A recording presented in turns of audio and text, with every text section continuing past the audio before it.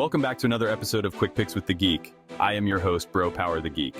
All right, buckle up. We're kicking off UFC 311 with Clayton Carpenter taking on Tagir Ulanbekov. This is the kind of fight that makes you glad you tuned in early. Two grapplers with contrasting styles, and someone's perfect plan is about to go out the window. Let's break it down. Clayton Carpenter comes in as a plus 225 underdog with an undefeated record of 8-0.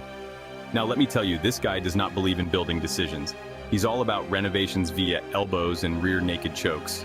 When he gets on top, it's like watching a handyman go to work with a sledgehammer. Elbows flying, opponents wishing they'd chosen a less painful career path. And that's the thing about Clayton.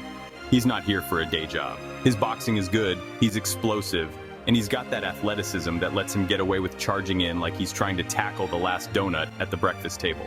He doesn't set up his shots like a traditional technician. Instead, he kind of just blitzes forward and trusts his power and speed. It works so far. But here's the thing. Running at someone like Tagir Ulanbekov with no setup is basically like charging a bear with a butter knife. It's bold, but it's not always bright. Tagir Ulanbekov. Now we've got Tagir Ulanbekov, a minus 275 favorite with a record of 15-2. This man fights like someone who learned grappling on a trampoline. Sweeps, trips, and throws are all in his arsenal. Forget your typical double leg.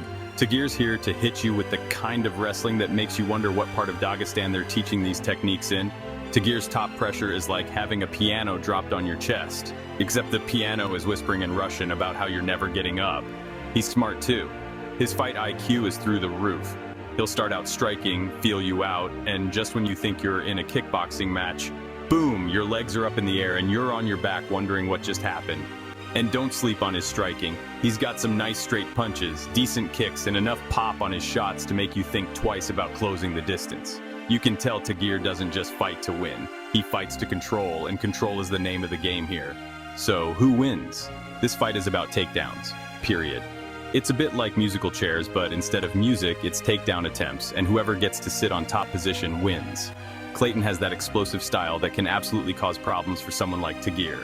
He's got power, he's got aggression, and if he can land something big early, he could make this very interesting. But let's be real, Tagir is not the kind of guy who panics. He's patient, calculated, and he's going to look for openings to put Clayton on his back and make him regret all those gym hours spent on his striking instead of takedown defense. This fight is also a cardio battle. Both guys can go the distance, but Tagir seems like he's got a little extra gas in the tank. While Clayton slows down a bit after his initial blitzes, Tagir just keeps grinding, making you work harder than a waiter on New Year's Eve. Official pick. I'm taking Tagir Ulanbekov. Clayton's power is scary, but Tagir's ability to manage range and dictate the pace is going to frustrate him. When the grappling exchanges start, I see Tagir winning those scrambles and wearing Clayton down over 3 rounds. But hey, this is MMA. Maybe Clayton lands a wild elbow from the top and we're all picking our jaws off the floor. Until then, though, I've got Tagir taking this one by decision. If you enjoyed this, go ahead and smash that like button. If you haven't subscribed yet, what are you waiting for? Hit that subscribe button and turn on notifications so you don't miss a beat when the next video drops. And don't be shy. Leave a comment below and let me know who you got winning this fight. Let's see who really has the crystal ball around here. Until next time.